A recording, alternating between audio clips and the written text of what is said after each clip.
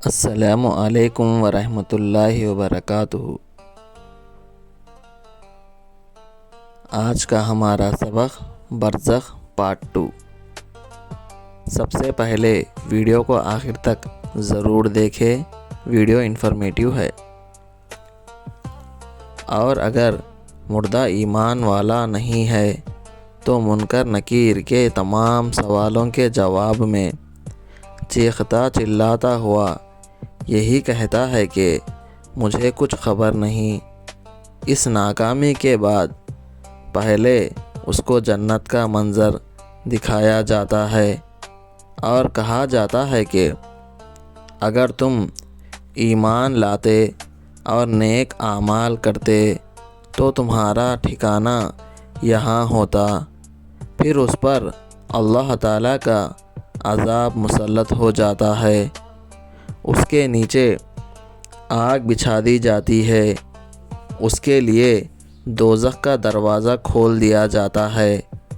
فرشتے لوہے کے ہتھوڑوں سے اس کو ایسا مارتے ہیں کہ جنات اور انسان کے علاوہ سب اس کی آواز سنتے ہیں۔ خبر اس کو اس قدر بھینچتی ہے کہ اس کی پسلیاں ایک دوسرے میں گھس جاتی ہے کہ اس کے بعد بدصورت خراب کپڑے اور بدبو میں اس کا عمل ظاہر ہوتا ہے، تو وہ کہتا ہے کہ اے رب قیامت قائم نہ فرما۔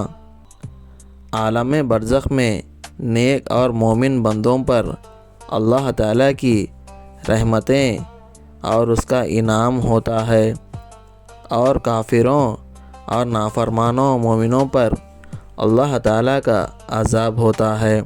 اللہ تعالیٰ کے اس انعام یا عذاب کا تعلق مردے کے جسم اور روح دونوں سے ہوتا ہے، چاہے مرنے والے کا جسم مٹی میں خاک ہو گیا ہو، یا آگ میں جل گیا ہو، یا پانی میں ڈوب گیا ہو، یا درندوں پرندوں اور مچھلیوں وغیرہ نے کھا کر ہضم کر دیا ہو۔ مردے کے جسم اور روح سے اللہ تعالیٰ کے انعام یا عذاب کی کیفیت و حالت کا صحیح علم اللہ تعالیٰ کے ہی کو ہے۔ ہماری سمجھ میں آئے یا نہ آئے، ہم کو اس پر ایمان لانا ضروری ہے۔ مردے کے سامنے قیامت تک روزانہ صبح و شام اس کا ٹھکانہ جنت یا دوزخ پیش کیا جاتا ہے۔ جنتی کو جنت دکھا کر خوشخبری دی جاتی ہے اور دوزخی کو دوزخ دکھا کر اس کے خوف کو بڑھا دیا جاتا ہے۔ ہم مسلمانوں کا عقیدہ ہے کہ برزخ حق ہے، ہر ایمان والے کو اس پر ایمان لانا ضروری ہے۔